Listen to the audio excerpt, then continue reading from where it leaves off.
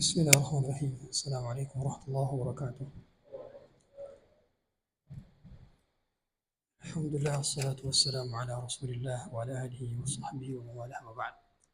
معاشر الحاضرين جماعة الصلاة إن dirahmati Allah Subhanahu wa taala. Di dalam salat ada fikih-fikihnya. Di antara fikih daripada salat adalah fiqhul al-istikhlaf fi salah.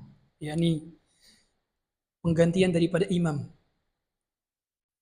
Karena tadi berhubung tadi subuh saya istikhlaf kepada Akh Rashid nih, karena saya ke toilet kemudian di pertengahan sholat subuh, jadi saya tepuk pundak daripada Akh Rashid untuk menggantikan saya.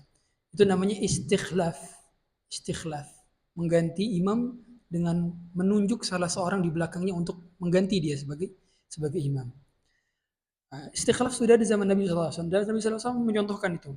Ketika itu Nabi SAW sedang menjadi imam, kemudian ada keperluan atau hajat sehingga beliau balik ke rumahnya, dan para sahabat menunggu beliau sallallahu alaihi wasallam, kemudian balik lagi melanjutkan salatnya lagi, ya.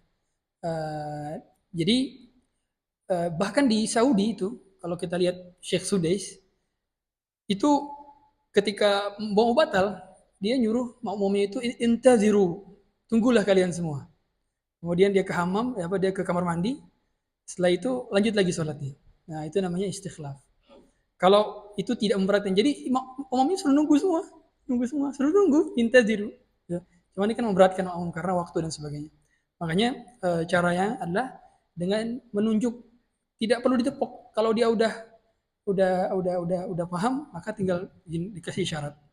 Makanya orang yang di belakang imam adalah harus orang yang qari', fasih, faqih, dan hafidh.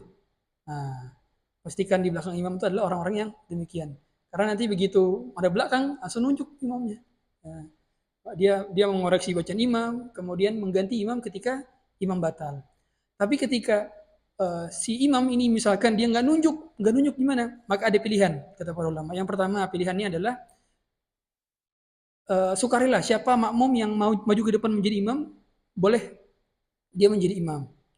Kemudian kalau nggak gitu, dia masing-masing daripada makmum boleh munfarid, memisahkan diri, melanjutkan sholatnya masing-masing. Ini juga pernah dilakukan oleh para sahabat Nabi Sallallahu Alaihi Wasallam. Mereka sholat masing-masing ketika Rasulullah Sallallahu Alaihi Wasallam sudah membatalkan sholatnya atas berbagai macam keadaan. Ya, itu diantara fikih daripada istikhlaf. Dan usahakan yang menggantinya adalah orang-orang yang memang layak untuk menjadi imam. Dan penting bagi kita untuk memilih imam yang penting itu bacaan imam adalah qiraatul Fatihahnya. Kalau seandainya bacaannya salah, dhad dibaca to, dha dibaca do, ini tidak sah berimam di belakangnya. Namanya ami. Kalau dalam istilah fikihnya al-umyu, ya. Jadi dia tidak bisa la yuhsinu qiraat al-Fatihah, dia tidak bisa membaca al-Fatihah. Nah, kita sering didapati kita ke masjid-masjid di kampung-kampung, desa-desa. Nah, kadang-kadang imamnya ini sudah tua. Kadang-kadang bacaan al-Fatihahnya tidak sesuai dengan makharijul hurufnya atau sifatul hurufnya. Nah, ketika kita mendapati ternyata imamnya begitu, kita boleh munfarid. Karena kalau dilanjutkan tidak sah salatnya. Tidak sah. Karena syarat sah salat adalah membaca al-Fatihah. Ya.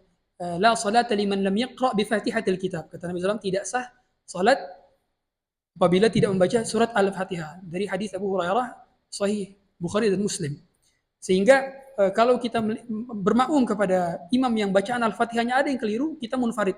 Niat memisahkan diri, tidak berimam kepada atau tidak bermakmum kepada si imam tersebut. Langsung kita melanjutkan sendiri dengan gerakan-gerakan sendiri. Atau kalau menimbulkan fitnah seperti gimana, Ustaz? Takutnya ini orang kok sendirian salatnya beda gerakan.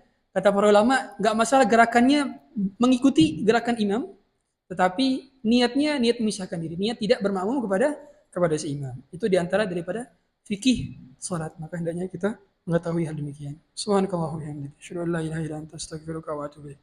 Assalamualaikum warahmatullahi wabarakatuh.